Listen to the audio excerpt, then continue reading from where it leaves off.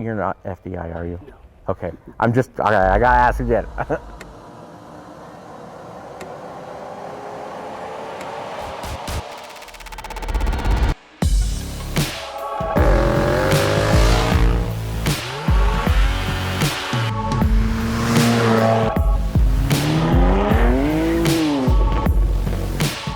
The Clean Air Act is an infringement on your rights. No, it's a bunch of bullshit. No one should have control over what anyone does or says. The RPM Act is basically standing up for us, allowing us to modify our cars. I'd like Wicked to be a safe place for all car enthusiasts, not a place for revving and donuts and highway takeovers, but more about bringing people together and enjoying cars with each other.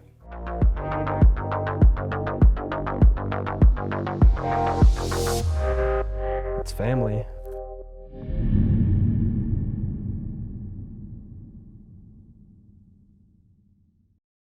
All right, what's your name? Tell us a little bit about yourself and how you started Wicked. my name is Michaela Craze. I live in the Springs with my husband Bryce and our 3 dogs. And we started Wicked about 3 years ago. Bryce, why don't you tell us about yourself? When did you start with Wicked? I started with Wicked around April of 2019 when I met Michaela, and then I've just been helping her out with that ever since. Who are you and how long have you been with Wicked? My name is Steven Stewart. I have been with Wicked for about 6 months. We'll call it 6 months. So tell us a little bit about yourself and how you got started with Wicked. I'm Scott. Was looking at UCCS's car club page. Didn't exist. And then we had 719 pre-meets with Michaela, and that was 3.5 years ago, end of September. Yeah, it was a long time ago. I was there at the very first meet. There was about 8 or 9 of us at a car wash. I didn't have this car though.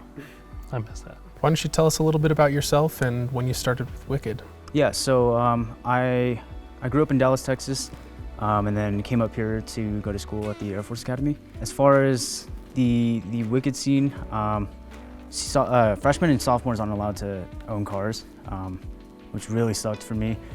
And then, once I got my car out, I joined the Wicked Club and started going out to the meets, and that was June of 2020, so it's been a bit.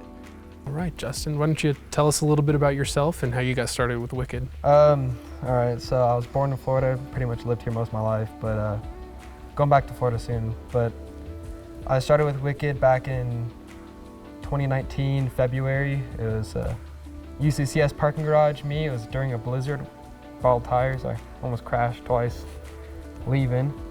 But I fell in love with the car culture. One of my friends introduced me to the car scene. He just saw a flyer for it. I rode with him, and that pretty much started me, and I haven't really looked back since. So, what have you done to grow Wicked since the start? We started from index cards, and that's how we invited everybody to our first meet. And we promoted family-friendly, safe events. So I think we just grew from that. And then now our Facebook page has a couple thousand people on it, and our Instagram has a couple thousand people on it, and we just share mainly through social media. So how do you help Michaela with Wicked? I'm like her errand boy. I run around and pick up banners, drop off banners, pick up merch, tell people to stop revving. I don't know, just whatever she needs, I help her out with. How has Wicked become a part of your relationship with Michaela? It takes up a lot of our time. On the weekends, we're constantly doing car stuff. We have people over all the time working on cars, wrapping cars, and just doing car stuff all the time. Nice, so it's like another job for you guys? Yeah, it's like a job / hobby. It's an addiction, yeah. Just like anything else in life, you start with an interest in something, and then you get together with a group of friends, and then you start trading ideas, and eventually you end up with something like this, So about how many people do you usually have showing up for your events? During the winter, it's like 200 max because it's cold and no one likes bringing their cars out. Summers, we get 300 to 500 average, and then we'll have a couple handful of meets that are 500 to 1,000. How does Wicked bring people together as a community? Since we do allow everybody to come, there's a variety of people that do come. So we'll have a lot of college kids come out, but then we'll have the older crowd that people bring their grandparents and kids and that kind of thing. So you see a lot of everybody. Nice and family friendly. Diverse. Diverse. That's a good word for it. What does Wicked and car culture mean to you? I met a lot of good people through it, friends and family, so. It's just a nice place to hang out on Friday nights and do some other activities on Saturdays whenever they have drags or cruises to anywhere in the state, really. I think for me, it's just being able to like go into, a car meet and meeting new people. And it's just really fun seeing people, be passionate about the same thing, but different things at the same time, like same but different.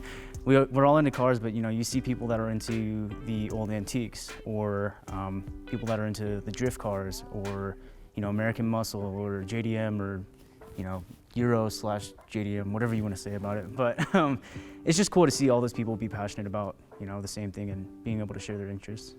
It's family. Wicked became such a huge part of my life. I'm moving back to Florida in actually 6 days from now, and I'm starting my own chapter out there. It's grown. I couldn't imagine life without it, to be honest. Wicked is a place where I can hang out with my friends and talk about car stuff and waste money on stuff that I shouldn't. So when did you start getting into cars? I want to say that I've been into cars like pretty much all my life, which sounds cliche, but the typical playing the video games and doing all that. And then I started watching YouTube a lot, and I don't know, I guess I just got interested in cars. And then I was like, that looks really cool, I want to do that. And so that's kind of how I got into cars. Pretty much my dad kind of got me into it, to be honest. From a very young age, my dad was really into cars, so I kind of grew up around it. And then he kind of showed me like the more like classic car scene when I was younger, and then off-roading, that kind of stuff. He wasn't really super into like sports cars or anything. I kind of found that on my own. What are some challenges that you've faced within the car community? Idiots. Fucking idiots. I don't like them when they rev. I don't like them when they come by and do burnouts. I don't like them when they sit there and talk shit about other people's vehicles. Yeah, I don't like people that are absolutely rude. Just being able to do whatever you want with the car, and staying true to like, oh, I love this car, so I don't really care what other people have to say about it. How would you explain the car culture to somebody who's not in the community already? There's good and bad. So there's the good apples that like I claim most of our group is, and we just want to experience other people's cars and see everyone's builds. But then there's the couple bad apples that like to just ruin spots and give the bad car culture name. Wicked is more about bringing people together and enjoying cars with each other. In your opinion, what are some unfair stigmas that people might hold against the car community? I think it's unfair to treat an entire group of people based on one person's actions. They have that stigma of like, oh, that guy's like a hooligan, he's just gonna go race and endanger other people. I had this one time a cop came up to me and he was like, hey, I know you're speeding. And I'm like, sir, I was going the speed limit, I don't know what you're talking about. And he's like, yeah, I know, I didn't catch you, but like, I know you're speeding with this car. He wasn't wrong about it, but but it's just like, pulling people over for no reason when they're just minding their own business, So I think anytime they see this kind of car or a car that looks modified, they have the stigma of like, oh, they're a troublemaker, they're just out there to do bad things, which isn't always the case. So Stigma is everything for the car community. People get a lot of hate for doing anything to I don't know why people care so much. It's not bothering them. I couldn't tell you why I get so much hate. I really couldn't. Have you heard of the Clean Air Act and the RPM Act? I'm somewhat familiar with it. SEMA is an association of different entities which make, buy, sell, and use all kinds of specialty parts and accessories to customize vehicles. SEMA protects consumers' rights to drive accessorized, customized, and vintage vehicles. Various manufacturers, distributors, retailers, publishing companies, auto restorers, street rod builders, restylers, car clubs, and race teams all support SEMA. The Clean Air Act, defined by the U.S. Environmental Protection Agency, is a comprehensive federal law that regulates air emissions.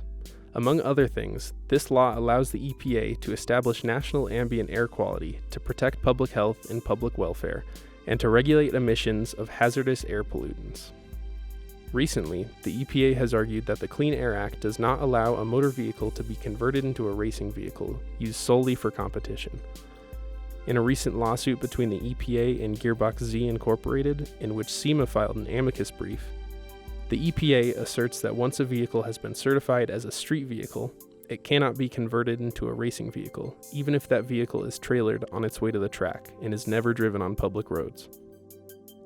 The RPM Act is a bipartisan bill recently brought before Congress in response to recent lawsuits, which authorizes modification of a vehicle's air emissions that are not legal for operation on street or highway and are used solely for competition. The Clean Air Act is a bunch of bullshit. Bunch of bullshit. I just think it's bullshit. I agree. Yeah. The Clean Air Act is, basically with having to do with emissions, and that causes a problem for modified cars. I think it's important to let people have the outlet to modify their cars. And we don't have emissions here, but the RPM Act is basically standing up for us, allowing us to modify our cars. Because they're trying to create emissions laws. And don't get me wrong, taking care of the planet is a good thing to do. But they're trying to enforce it on standards that were created more than 15 years ago. That was the last time it was amended. And technology has changed a lot in 15 years. I mean, just look at the internet. The internet was slow as hell in 1996. That was the last time the Clean Air Act was there. RPM Act is kind of SEMA's response to that. I mean, nobody really wants to take responsibility for modifying their car, and the EPA is trying to make the manufacturers responsible. SEMA's just trying to say, no, they're not going to make the manufacturers responsible for what people do individually with their vehicles. So would you say that it's kind of threatening car culture? Yeah, the ability to mod our cars is kind of the whole point. So if they want to take that away, it's going to be impossible to, and everyone's going to find a way anyway, so it's pointless to try to make it illegal. Right. I don't think it's really the government's place to tell us what we can and can't do with our property. Well, people are going to do whatever they want to do no matter what, No, it's a bunch of bullshit. No one should have control over what anyone does or says. Say you're passionate about something, you feel from your heart. Somebody telling you what to do, it's not going to change how you feel about it. All it's going to do is make innocent people criminals, and it's going to make those people acquire things or do things illegally at that point. There's still always going to be a way for those people to modify their vehicles. It's not going to stop them. It's not going to stop anybody. What are your thoughts, and what is Wicked doing to kind of help support the RPM Act? To support it, I really just try to use our social media gathering to share kind of the news articles and signature pages I see come up for them, but that's about all we really can do. So would you say it's important to the car community to be able to modify your cars? Yes, because what else would you want to, why else would you get a nice car? Sure, you can get a nice car, but what about making it faster? Do a lot of people in Wicked know of the Clean Air Act and how it's threatening car culture, or is it lesser known? I think it's still lesser known, but when it first popped about, I probably had like 10 or 20 people asking me to share it like that same day. And I was like, okay, let me read about it. But So I take it you think it's pretty important to protect your right to be able to modify your car? yeah, I mean, I want to get the looks I did if I drove just a stock one, so. Right. Why is it important to you to keep car culture alive? The next generation, that is why I think car culture is important to preserve. I'm really big about the preservation of culture and society, and you got to pass on what you know and believe to others, because that is traditionally how a lot of people learn things. There's a lot of young kids in the scene right now, and they don't have any guidance if you have shared interest with them, and that is a good way for them to learn about cars or anything. It could be anything in life. You learn from the person before you. So what are you doing to kind of push through and persevere while you're facing these challenges? Not giving a flying fuck. I don't care if the government's going to say that that's outlawed. Okay, cool. I just won't register it. That doesn't mean I'm not going to drive it. I mean, you can tell me I have to have an emissions test, which luckily they don't yet. But if you're really going to sit there and tell me I have to have an emissions test, cool. I'm just not going to do it. I'm sorry, but you can't tell me what's going to make me happy and what's not going to make me happy. So I'm just going to do what makes me happy. They're really taking a part of your culture, wouldn't you say? Yeah, oh, absolutely. They're attacking it in the stupidest way possible. Don't get me wrong, I'm totally fine with them trying to take care of the earth. What are you doing to kind of persevere and push through even while your rights are being threatened? Well, I mean, there's not really much I can do other than, getting my voice out there to Congress. If you look at the SEMA website, they have a link to write a letter to your congressman, and it's actually pretty easy because I've done it. It's a full-on template that you just put your name in and that kind of thing. So I think, as an individual, as one person, obviously my word's not going to change all the congressmen's opinions. But if we get everybody together and have them voicing their opinions, it's stronger. It's a stronger opinion when you have more voices together. So. What do you think car culture would be like if you weren't able to modify your car? Oh, well, I mean, my car, for one, wouldn't look like this at all. There's a lot of things on my car that I wouldn't be able to have if that were the case. Not to mention the impact that not allowing manufacturers to sell those parts would have on a lot of the automotive businesses. People who buy these cars, like specifically these, a lot of them aren't gonna keep it stock, they're gonna wanna get an exhaust, throw a wing on there, do whatever to make it their own. And I think by hindering people from being able to do that, I feel like it's kind of an infringement on your rights. I mean, this is something that I bought, so why should the government be able to say, hey, you can't do that, when it's something as simple as, a wing? If they were just like, yeah, you can't do that to your car, it's like, fuck you, like, why are you, telling me what to do with my property? I want to protect the car culture and community because I want it to be there for my children. Because growing up, working on cars, on old rotaries, et cetera, I want my children to have that opportunity. And I want to make sure that, I can give a good image to the car community. As far as that goes, I think it's important just because it's an outlet for a lot of people. I know for me, I've had a lot of challenges recently, and just being able to go out and go for a cruise, whether that's just you in the car or you and your buddies in their cars. I mean, it's hard to put a word on it, but it's therapeutic, so. I don't know if I'd be here, to be honest. Car culture kind of saved my life in a way. I was going through some darker times a couple years back, and kind of cars kept me going. If I was ever like struggling or whatever, just driving my car would kind of clear my mind, just helped me a lot, dealing with Wicked especially. Just those meets is something I would look forward to every week, and kept me going through some darker times, so. Obviously, this is like the future of vehicles. Yeah. Do you like that? Do you not like that? I don't like it, not at all, not even a little bit. No, I can't stand it. It makes me really sad, to be honest. I would, no, just no. If you don't like the future of vehicles being electric vehicles, then why drive a Tesla? It's different. I mean, you ever see one that looks like this? Probably not. And a fuck ton of torque, and I can beat a bunch of slow cars, so it's funny. What would you say the real meaning of Wicked is? I'd like Wicked to be a safe place for all car enthusiasts, not a place for revving and donuts and highway takeovers, but a safe place for all enthusiasts. What would you say to someone who's a new car enthusiast? For a new car enthusiast, I would tell them to probably just build your build and be proud of what you have, because not everyone has the money to throw into their car or build the fastest or the coolest car, so just be proud of it, and if it makes you happy, then it makes you happy.